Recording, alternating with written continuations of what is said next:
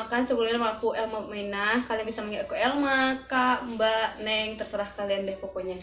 Di video kali ini aku bakalan sharing atau ngasih tahu seputar SNMPTN yang bisa dibilang jalur masuk PTN yang paling gitu.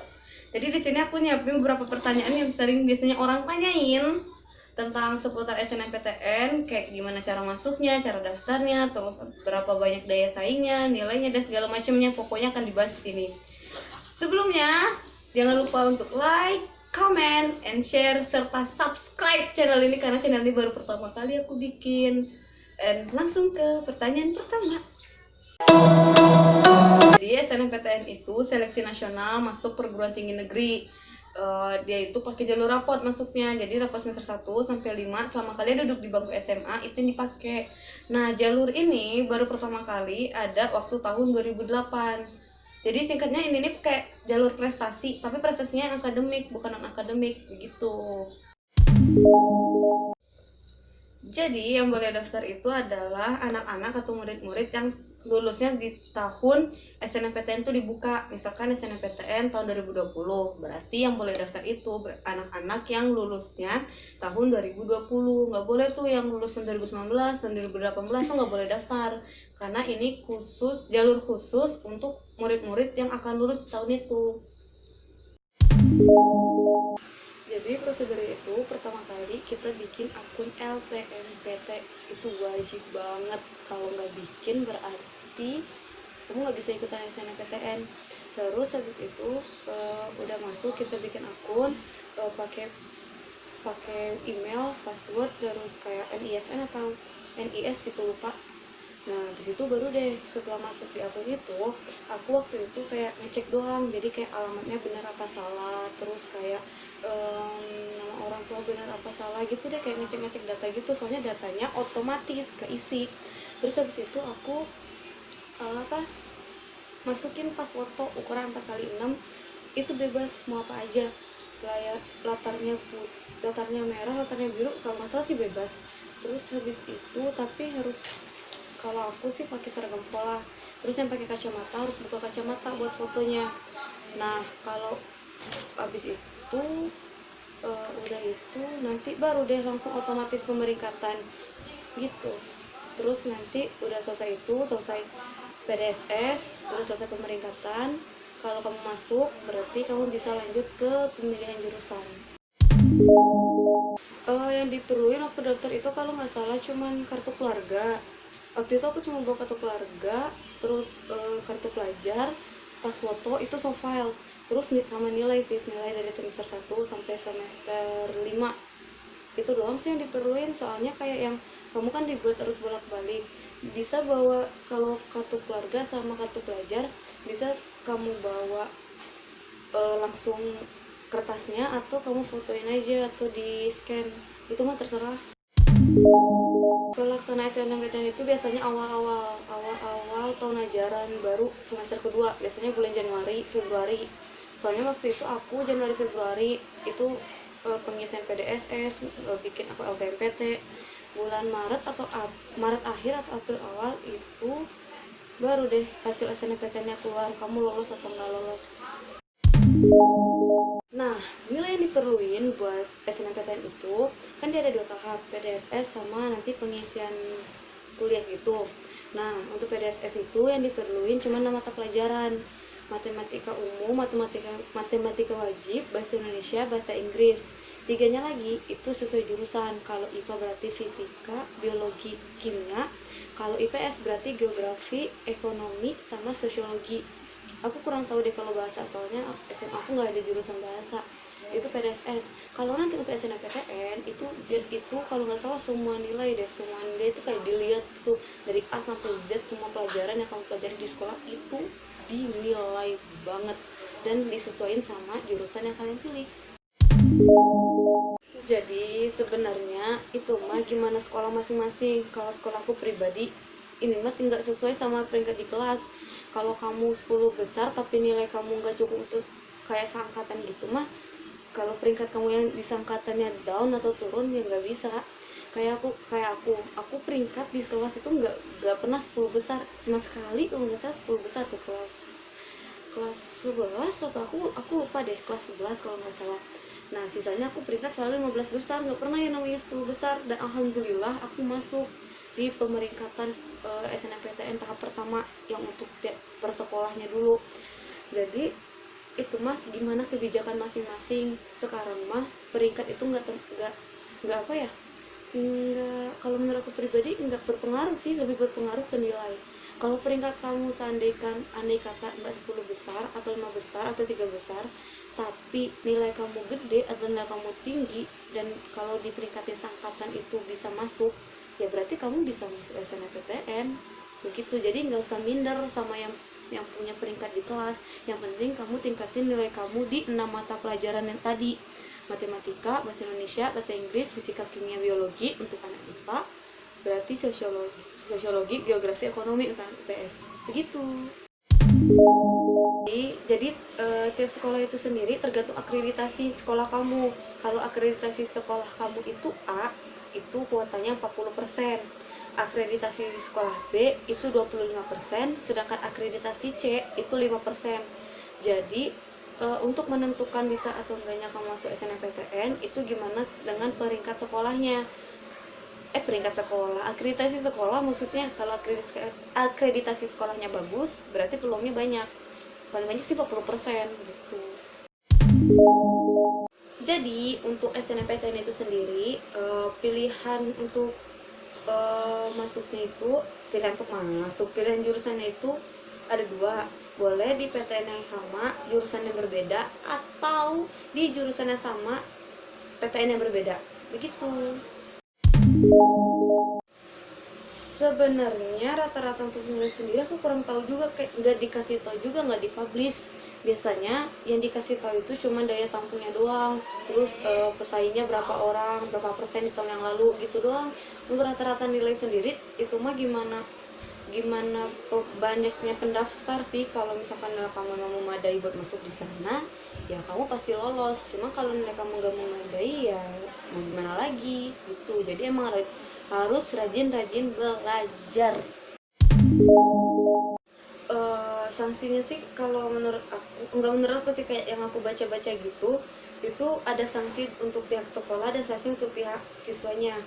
Nah kalau untuk pihak sekolahnya itu kayak ada beberapa kasus, kayak anak itu keterima di PTN A lewat SNMPTN dan ternyata anak itu malah nggak ngambil. Biasanya resikonya jatuh ke sekolahnya, jadi sekolahnya itu nggak bisa mendaftar SNMPTN di PTN tersebut untuk beberapa tahun setelahnya. Jadi resikonya sendiri sih lebih banyak ke sekolah itu. Jadi kayak adik kelas kalian itu kayak nggak bisa ikutan di PTN itu begitu. Sayang juga sih, kayak ya masa ada sih yang gak mau nerima SNMPTN udah lolos gitu loh. Biasanya sih jarang banget ada yang nolak kalau udah keterima mah. Sebenarnya fine-fine aja kalau emang mau lintas jurusan, kalau emang pengen lintas jurusan, cuman peluangnya lebih sedikit dibanding 3 tahun ke belakang. Kalau dulu kan kayak kita kenal kayak anak IPA boleh ke IPS, anak IPA boleh misalkan ke hukum, ke akuntansi, ke hubungan internasional, ke sejarah dan segala macam. Itu kayak banyak banget kan peluang untuk anak IPA, sedangkan anak IPS kayak kebanyakan tersingkir di jurusannya sendiri. Sedangkan anak IPS pun gak bisa untuk masuk ke IPA. Jadi mulai dari tahun lalu sampai tahun aku sekarang bisa aja, cuman peluangnya lebih sedikit. Kalau dulu misalkan IPA IPS itu 10/5, nah kalau sekarang tuh kayak IPA-nya 5/10 sama yang IPS. Jadi lebih banyak mendominasi yang IPS itu bener-bener anak IPS gitu dibanding anak IPA sendiri gitu. Oke, ini pertanyaan terakhir dan pertanyaan yang paling sering banget ditanyain orang-orang, terutama di kelas aku, pada banyak banget. Padahal aku sendiri nggak lolos SNMPTN. Aku waktu itu dapat lampu merah, zong besar, dan rasanya nyesek banget. Kalau ditanya gimana rasanya, sakit sih. Soalnya jujur aja, yang daftar SNMPTN di sekolahku itu lumayan banyak, adalah 100 lebih gitu. Aku lupa detailnya berapa. Dan yang lolos itu 45 orang dan tidak termasuk aku. dan itu rasanya kayak nyakitin. Aku iri, tapi iri positif, kayak yang mereka enak banget sih lolos, sedangkan aku harus berjuang lagi, aku harus mencari cara lain untuk lolos, mencari jalur lain gitu. Dan tapi aku irinya itu malah apa ya, mencari tahu gitu, kok bisa sih mereka lolos sedangkan aku enggak, apa salahnya sih gitu. Dan ternyata ini dia nih, cara kebanyakan dari mereka kenapa bisa lolos. Yang pertama, mereka memilih satu PTN yang sama di jurusan yang berbeda. Itu dia. Jadi rata-rata teman-temanku itu banyak, ada yang lolos di UPI, di IPB, bahkan Unpad, terus di Universitas Negeri Malang, UNJ juga ada, Unsika, banyak deh. Itu sumpah kesebar banget, kayak di Jawa Barat tuh lumayan lah kesebar.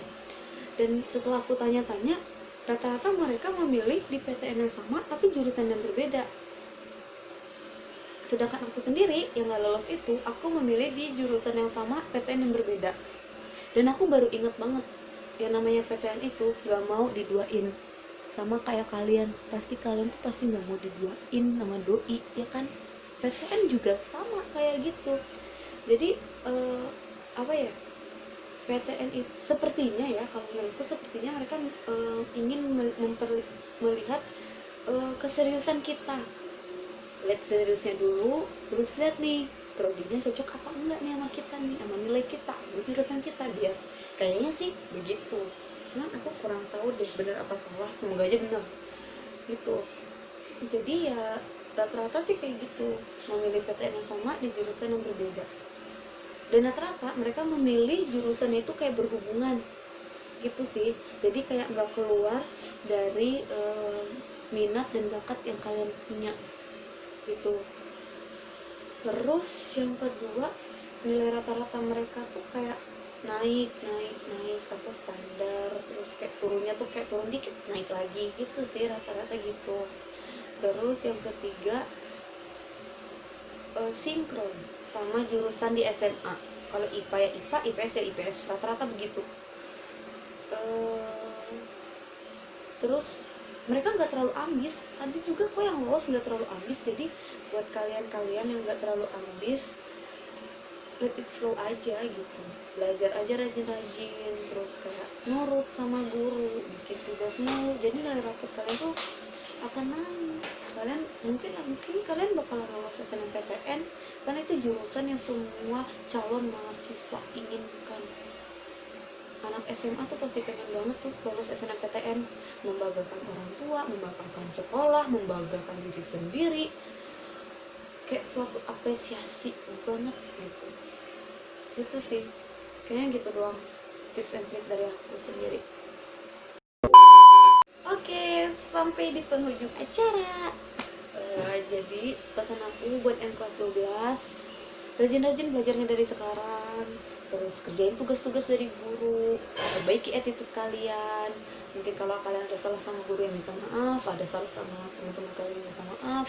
Udah waktunya untuk serius belajar, udah waktunya untuk memikirkan impian kalian mau kemana.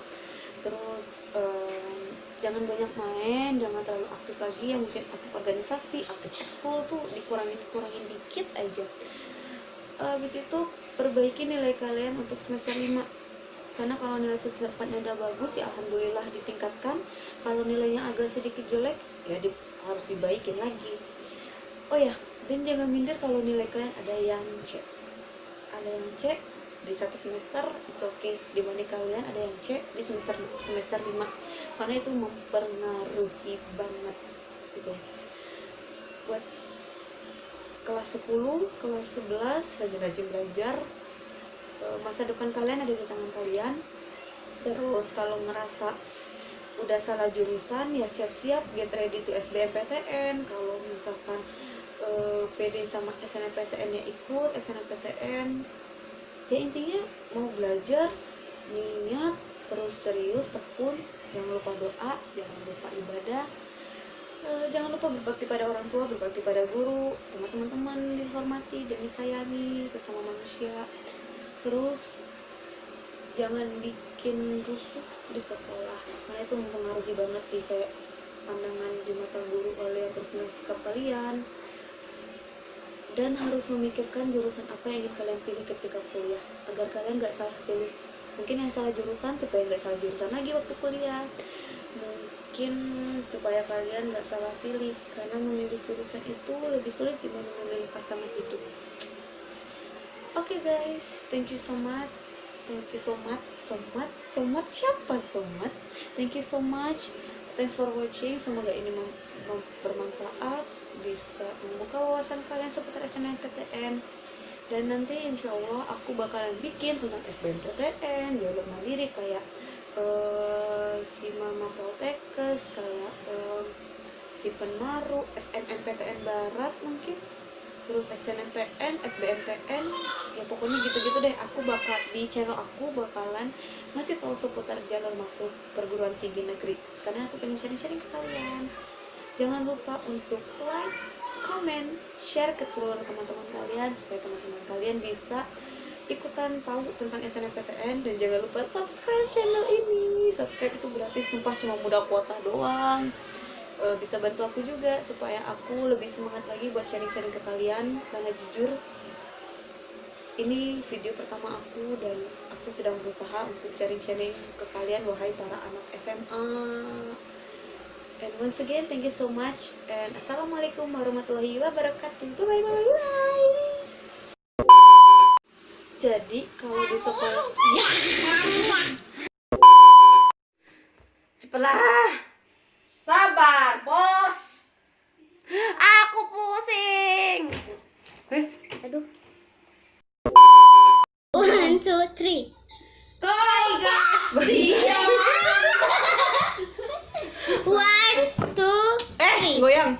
1, 2, 3. Go.